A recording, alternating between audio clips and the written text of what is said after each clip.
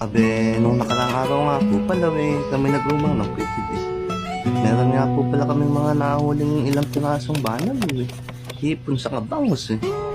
Dahil nga po pala sa patuloy na pagbaha ng mga nakakaraang buwan di na nga po pala kami umasa na madami pa kami makukuha ang hipon dito kabangos Pero kahit pa paano po meron pa din. Yun po malaki ng pasasalamat para sa amin Yung mga hipon nga po pala na nahuhuli na yan nga po pala banam Hindi nga po pala siya maselang alagaan Pwede nga po pala siya sa tubig saka tubig tabang Huwag lang po sa tubig tabang na banto po talaga at medyo mahina po sila doon At ito nga po palang nahuling tilapia iyan po yung native o kung tawagin dito sa Hagonoy Tagalog Napakapapular nga po pala ng isda na yan dito sa Hagonoy At karamihan nga po paborito po yung ipangat Lalo na po sa mantika Sabi pagkaganyan nga po pala ulam siguradong mauubos may bahaw Yung native na tilapia nga po pala madala ka na makakita niya sa Hagonoy o makakahuli sa mga plaistaan Dahil nga po pala sa hindi na sila makapagparami ng ayos Gawa nga po pala ng mga arroyo Sabi yung mga arroyo nga po pala bilis magpadami Yung mga bangos natin po pala na amin na huli hindi po magkakamukha ng sukat Dahil nga po pala sa yung natira na lang ng bahay Buti nga po meron pang natira kahit pa paano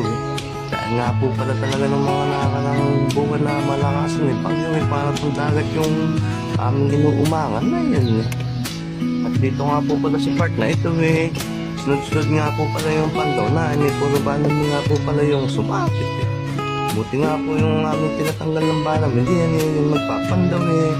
Mabilis-bilis magtanggal Dahil nga po sa hirap tanggalin ng banam na yun sakit Pagka hindi ka marunong sigurado magtatagal kayo dyan sa gitna ng buhid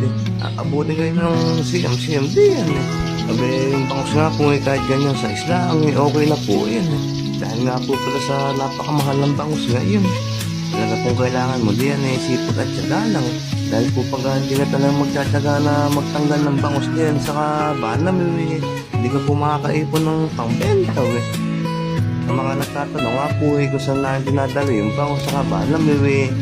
Minsan po sa may bayan ng Hagonoy Kaso nga lang po napakahirap po magdala doon ngayon Dahil nga po sa ginagawa yung tulay ng halang iikot pa po ng pagkalayo-layo Pero okay lang din naman po Basta po hindi po kahit sa may bayan ng Hagonoy Makakapagdala naman po doon ng kalakal Yung bangus po sa banam